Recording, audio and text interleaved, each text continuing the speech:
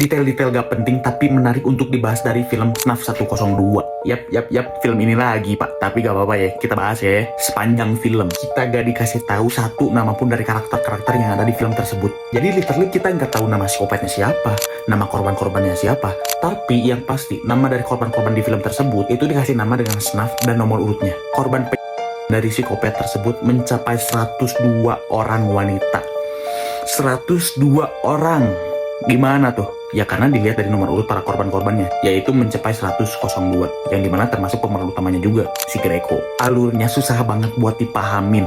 Sumpah, gua sampai rewatch beberapa kali cuman buat ngebahas alurnya kayak gimana. Dan gua mual berkali-kali, cok. Karena gue yakin, ketika lu nontonnya cuma sekali, lu gak bakalan paham apa sih yang terjadi di film ini. Cerita yang mau disampaikan di film ini tuh apa sih? Lu gak bakalan paham ketika lu nonton cuma sekali. Kenapa bisa begitu? Karena film ini alurnya maju mundur, itu yang pertama. Yang kedua, film ini bersetting di Argentina, yang which is dialognya juga pakai bahasa mereka ya kan. Alasan mengapa film ini mengambil pemeran seorang wanita. Dan yap, ini juga pertanyaan yang ada di kepala gue. Tapi setelah gue nonton interviewnya Mariano Peralta di YouTube yang ini, yang which is Mariano Peralta ini adalah sutradaranya gitu, itu tuh bener-bener ngejawab pertanyaan yang ada di kepala gue. Kenapa dia mengambil pemeran wanita?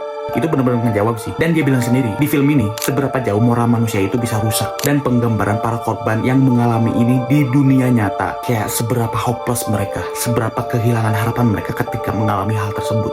Dan pemilihan karakter yang sedang sendiri itu tuh mengacu kepada simbol bahwa bayi itu adalah harapan. Ternyata emang maknanya sedip itu, cok. Keren. Dan detail terakhir, judul dari film FNAF 102 diindikasikan itu tuh mengacu kepada istilah snuff videos. Itu tuh adalah istilah yang mengacu kepada video-video atau film yang menunjukkan pembunuhan secara real dan penyiksaan secara nyata dan dijual belikan. Dan sebenarnya film ini tuh menyinggung tentang hal itu dan ngasih tahu kepada dunia kalau ternyata ada loh orang yang menikmati hal semenjijikan itu, cok. Ternyata ada. Dan itulah beberapa detail dari film FNAF 102. Kalau menurut lu pada gimana? Tulis di kolom komen ya.